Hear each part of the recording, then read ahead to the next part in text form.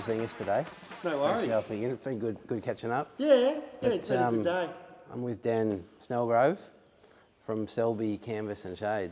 Yep. Thanks for your help. No worries. You're very welcome. Yeah, I think we've known each other for about 15 years. I think we established. Yeah. Had a bit of work over the years, and yeah, thanks for helping out today. But we were talking earlier about your introduction to upholstering and your craft. Yeah. Where did all that start? Started with, leaving school, Yep. needing to do something, good parents at least, Yeah. If you're going to leave school, get an apprenticeship. I got lucky. I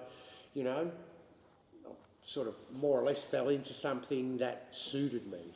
I probably didn't even know what an auto upholsterer or a motor trimmer was at the time, but it ended up being an apprenticeship and in a trade that suited my aptitude.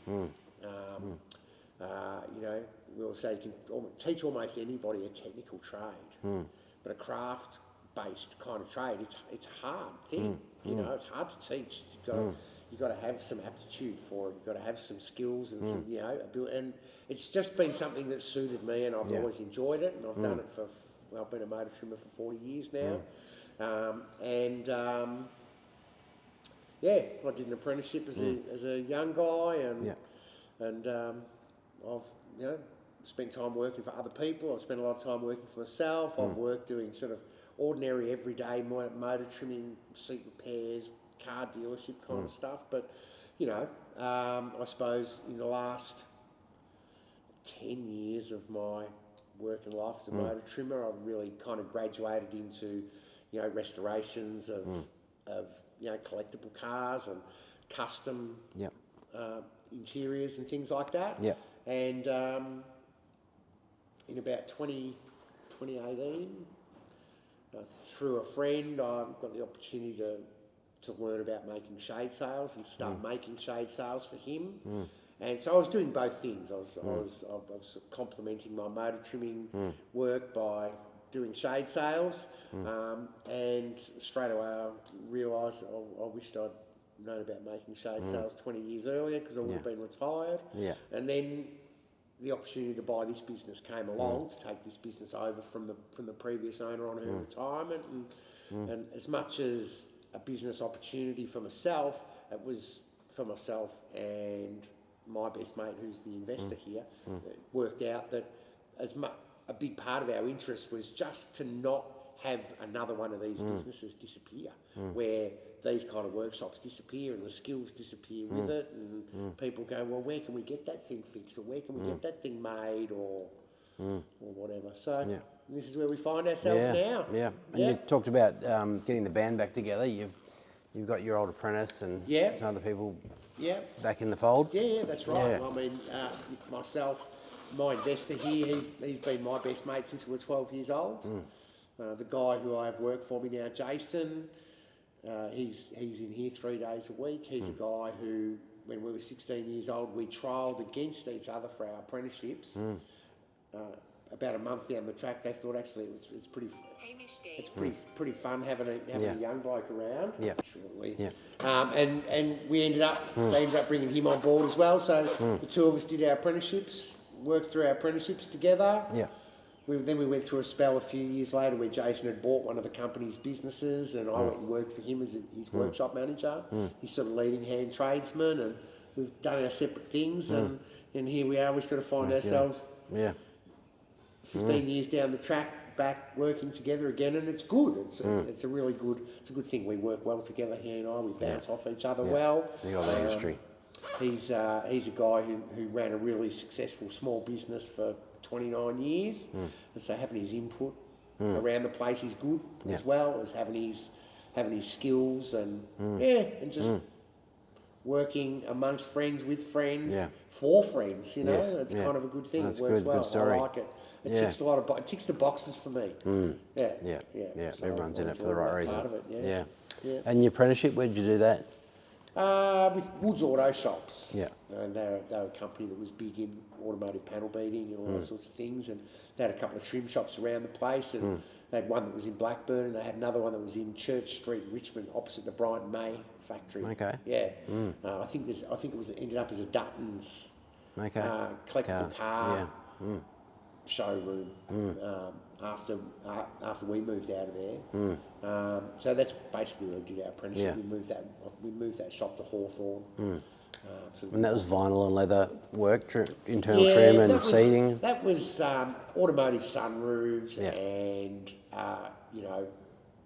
retrofitted aftermarket leather interiors. But back in those days, we used to actually make them rather than import them. Yeah. And all the repairs and all those kinds of things. And we were lucky; we had a pretty good exposure to classic cars because we were doing restoration stuff as well as the run of the mill everyday. Everyday driver that needs a seat repair or fixing van loads of forklift seats and all those kinds of things.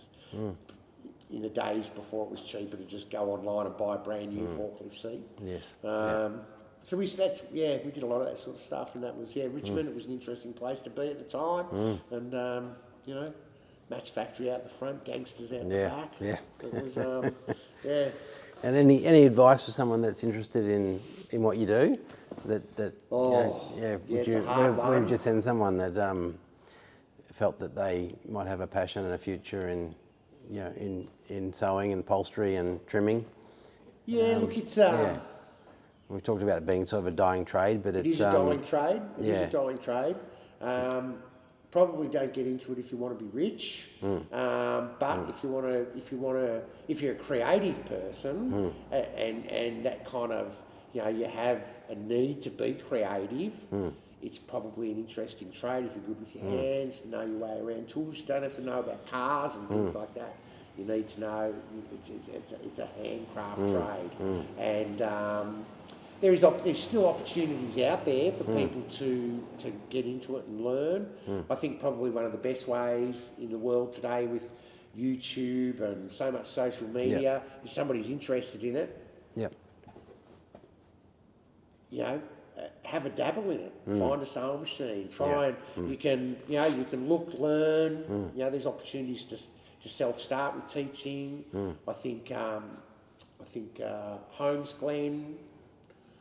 They do like some skilled labour kind of courses where they teach people a lot of the basic kind of stuff and pre-apprenticeship type scenario. I'm not sure if there is still the trade school running for automotive upholstery, but Holmes Glen certainly do do a couple of pretty comprehensive courses that are for either marine fabrication, furniture upholsterers, textile industry. It includes motor trimming. So there's opportunities out there for people to go to TAFE and to learn. It's great. It is a great thing for someone to have a crack at by themselves and look at YouTube videos and join forums and chat groups and ask questions. Most of the time they'll find they'll get help and advice and No, good Learn one. to sew, that's the key. Yeah, yeah. Learn to use a sewing machine, that's the key and thing. follow your passion. It is, yeah, that's right. If you've got an interest in it, follow a Take it passion. further. And get your creativity on. Yes. That's what I do. That's when I'm finished, when I'm sick of making shade sales for the week and I've done the run of the mill stuff. This stuff, making shade sales is not hard. There's a bit of dark art to it, but it's not hard. I often find myself going home and I take a coffee out to the workshop, my workshop at home on a Saturday morning, and I just like to have a dabble, get my creativity going, and I get out there and do something that sort of I find satisfies my creative urge. Yeah. Nice. Yeah. Well, we'll have to maybe have a look at your home studio at some point. One day. Yeah. Next time I've got something. Next time I'm working on something flash in there. Yeah. No, very good. Well, thanks for your time today. No worries, Rob. And nice to see you as always. Always. Yeah, and it was a lot of fun. And you need to let me know when the table tennis table is going to be unveiled down at the beach or whatever. And we'll I might not play table tennis, but I'll come down and drink a beer and watch what everybody else is doing. That's good. Yeah. No, sounds good. Look forward to it. Appreciate your time. Yeah. Thanks, mate. Thanks, Dan. Good. Cheers.